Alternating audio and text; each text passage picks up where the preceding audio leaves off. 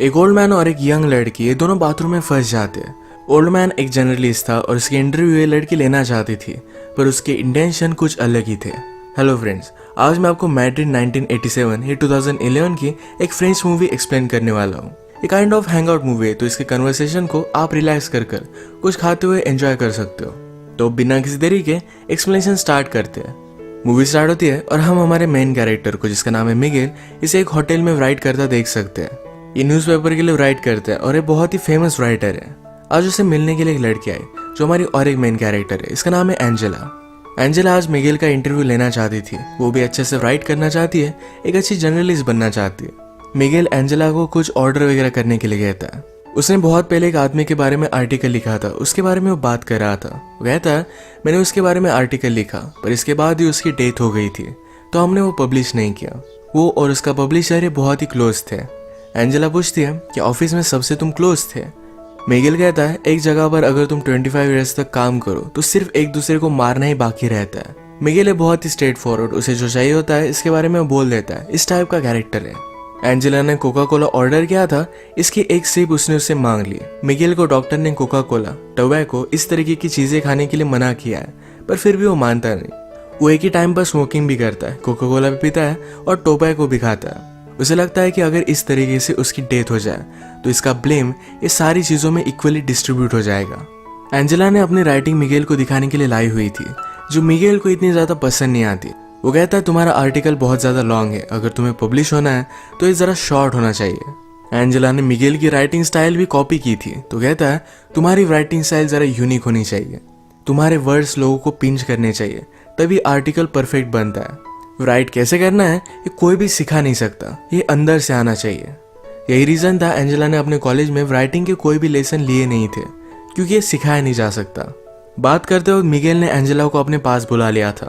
Miguel Angela को अपने coat से चाबी निकालने के लिए कहता है।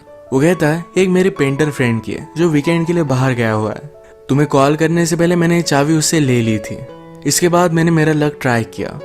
मिगेल एंजेला को अपने साथ वहां लेकर जाना चाहता था। वो उसे कहता है इंटरव्यू लेते वक्त हमारे बीच कोई भी डिस्ट्रैक्शन नहीं आना चाहिए। ये वहां पर पहुंचे, मिगेल एंजेला को टी वगैरह देता है। यहाँ पर अलग अलग पेंटिंग्स पड़ी हुई थी, तो मिगेल कहता है पेंटिंग ये आर्ट फॉर्म मुझे बहुत अच्छा लगता है।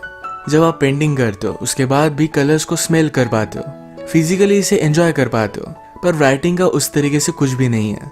एंजेला ने ग्लासेस लगाए थे तो उसने वो निकाल लिया, उसके बाद उसे किस कर लेता है। इसके बाद मिगेल ने कहा कि आजकल मुझे किसिंग में कोई भी इंटरेस्ट नहीं है, जैसा एज बढ़ता गया वैसे इंटरेस्ट चला जाता है। उसने फिर उसे कपड़े निकालने के लिए कहे। उसका मानना था कि एंजेला उससे कुछ सीखने वाली है, तो उसके बदले में उसे भी कुछ मिलना चाहिए।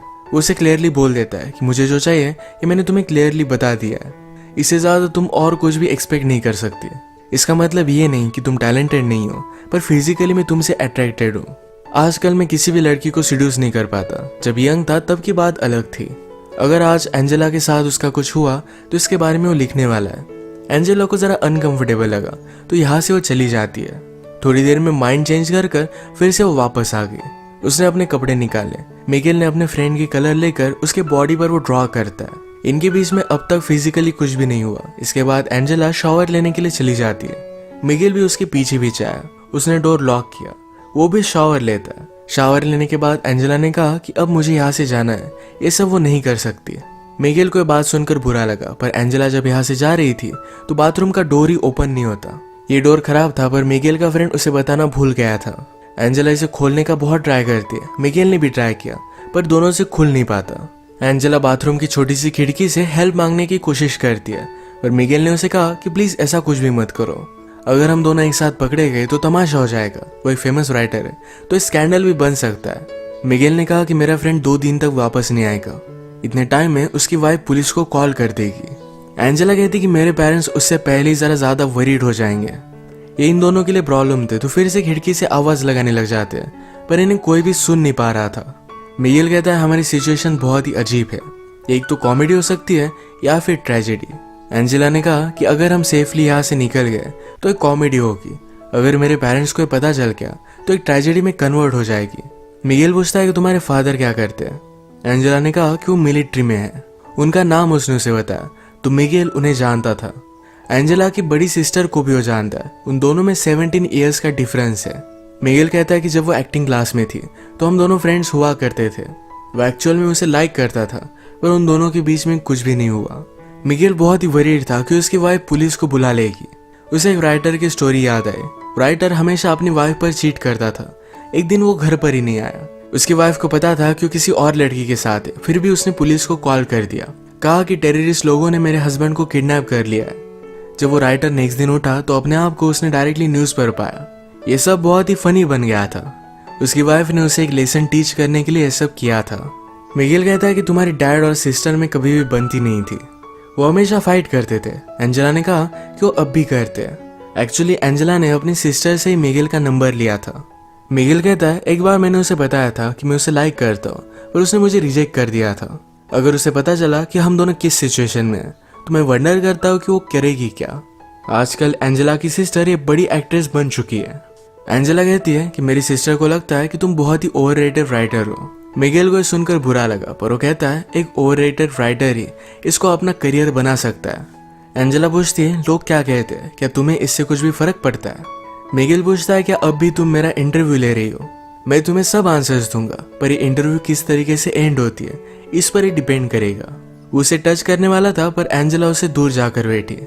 एंजेला कहती है तुम्हारे नॉवेल्स बहुत ही अजीब तरीके से थे, पर फिर भी उन्हें बहुत सारे अवार्ड्स वगैरह मिले हैं। मिगेल कहता है नॉवेल लिखते हो लोग बहुत ही ज्यादा टाइम लेते हैं, मैंने इसे प्रोफेशनली लिखा था। हर रोज में कुछ टारगेट रखकर इसे कंप्लीट कर ही डालता था। मिगेल एंजेला से कहता है कि फिर से ट्राई कर देखो, तुम्हारी आवाज सुनकर तुम्हें हेल्प करने के लिए कोई भी आदमी आ सकता है। सुंदर लड़की देखी नहीं और हर आदमी उसे हेल्प करना चाहता है। आवाज देने के बाद भी उसे कोई भी सुन नहीं रहा था। मिगेल फिर से एंजेला के पास आ गया। उसे कहती है मुझे सिर्फ यहाँ से जाना है, उसके साथ कुछ भी नहीं करना चाहती। एंजेला फिर से डोर को ओपन करने की कोशिश करती है। मिगेल कहता है कि जब आप यंग होते हो तो लगता है कि इस लाइफ में कुछ पॉइंट है, वो अपनी लाइफ कुछ अलग तरीके से जी लेंगे, पर बाद में पता चलता है कि लाइफ में बहुत सारी चीजें पॉइंटलेस थी। इसमें कोई भी मीनिंग नहीं था। हर एक की कोई ना कोई तो प्रायोरिटी होती है। मिगेल एंजेला से पूछता है कि आज सैटरडे है, अगर तुम घर पर होती तो क्या करती, क्या अपने फ्रेंड्स के साथ बाहर जाती। एंजेला को ये सब चीजें पसंद नहीं है। वो कहती है कि मैं बुक्स रीड करती। मिगेल को जो बुक्स पसंद है यही एंजेला ने भी पढ़ी हुई है, पर मिगेल कहता है हम दोनों के व्यूज इस पर बहुत ही अलग अलग होंगे, जैसे कि क्लासिकल म्यूजिक और एक रॉक बैंड में डिफरेंस होता है। मिगेल ने फिर यही टॉयलेट किया। वो कहता है प्यार के बारे में लोगों ने बहुत सारी चीजें लिखी है, पर बाकी चीजों के बारे में कोई भी नहीं लिखता। ये लोगों को ज्यादा रेजोनेट करती है। अपने राइटिंग में इन चीजों का तुम्हें ध्यान रखना चाहिए। मिगेल अब फ्रस्ट्रेटेड हो रहा था। वो कहता है हम दोनों यहाँ है, हम दोनों में एक टेंशन है, अगर हम कुछ भी नहीं करते तो टेंशन बढ़ता जाएगा। सब कुछ हो जाने के बाद शायद हम एक दूसरे को डिजायर नहीं करेंगे, पर फिर भी अट्रैक्शन बहुत ही इंपॉर्टेंट है। मिगेल भी अब जल्दी से जल्दी यहाँ से निकलना चाहता था। उसे बुरा लगता है कि वो सोच क्या रहा था। वो एक ओल्ड मैन है, कोई भी यंग लड़की उसके साथ इंटीमेट नहीं हो सकती। वो कहता है कि मेरी वाइफ को मैं बहुत प्यार करता हूँ, पर फिर भी कभी कभी आपको आइसोलेशन की जरूरत होती है। हम दोनों यहाँ पर इस तरीके से एक साथ है, अगर हमारे बीच में कुछ भी नहीं हुआ, पर फिर भी लोगों को लगेगा कि कुछ ना कुछ तो हुआ है। ये उसे एक ट्रेजेडी की तरह लगता है। एंजेला फिर उसके पास आ गई और ये दोनों इंटीमेट हो जाते हैं। इसके बाद एंजेला को थोड़ी सी भूख लगी थी। इस पर मिगेल कहता है मूवीज में मुझे लोगों को कुछ ना कुछ खाते देखना अच्छा लगता है। उसने अभी अभी एक एक्शन मूवी देखी थी जो बहुत ही फास्ट थी, पर अचानक से उसमें एक आदमी का खाना खाते हुए सीन आ गया। उसे लगता है कि उस सीन में एक पीस था, एक रियलिटी थी। वो बताता है ये राइटिंग भी इसी तरीके से होती है, जिस तरीके से जो भी फैक्ट्स है हमें उस तरीके से बताने चाहिए। जितना आप रियल लिखोगे उतना ही लोगों को अच्छा लगेगा। एंजेला अपनी राइटिंग से वर्ल्ड चेंज करना चाहती थी, पर मिगेल कहता है वैसा कुछ भी नहीं होता। तुम सिर्फ लोगों के लिए अच्छा लिखने का ट्राई कर सकते हो, बाकी कुछ भी तुम्हारे हाथ में नहीं। मिगेल के व्यू से बहुत सारे निगेटिव होते हैं। वो एंजेला से हमेशा इस तरीके से बात कर रहा था कि उससे बहुत ही ज्यादा छोटी है। वो ऑलमोस्ट एंजेला को डांट रहा है, इस तरीके से उससे बात कर रहा था। एंजेला को इस पर गुस्सा आ गया। वो कहती मुझे सब लोग इसी तरीके से ट्रीट करते हैं, तुम सिर्फ बड़े हो, तुम्हें एक्सपीरियंस है, इसका मतलब ये नहीं कि तुम सही हो। तुम्हें क्या लगता है यहाँ पर मेरा आना ये तुमने चूज किया था? मैं भी तुम्हें चूज कर सकती हूँ। शायद मुझे भी कुछ ना कुछ डिफरेंट चाहिए था, इसीलिए मैं यहाँ पर आई। एंजेला का गुस्सा शांत होने के बाद मिगेल कहता है किसी को आवाज लगा कर देखो, पर फिर भी कोई भी सुन नहीं पा रहा था। एंजेला कहती है कि जब मैं छोटी थी तो इस तरीके से प्रिटेंड करती थी कि मैं एक सेलिब्रिटी हूँ, मेरा इंटरव्यू चल रहा है और आईने के सामने हमेशा ऐसे देखती रहती थी। मिगेल कहता है लोग अपने आप को जैसे है इस तरीके से एक्सेप्ट नहीं कर पाते, इसलिए कुछ ना कुछ ज़्यादा पावरफुल बनने की कोशिश करते हैं। ये बात एंजेला ने भी रियलाइज़ की थी और इसके बाद उसने मिरर के सामने इस तरीके से प्रिटेंड करना छोड़ दिया। सब्जेक्ट को चेंज करने के लिए मिगेल कहता है क्या तुम्हें मूवी देखनी है। एंजेला पूछती कि हम कैसे देख सकते हैं। मिगेल ने फिर उसे स्टोरी बताना स्टार्ट किया। वो कहता है कि एक फैमिली थी, मदर, फादर और उनका एक बेटा था। एक दिन अचानक से बेटे ने अपने बेड से उठना बंद कर दिया।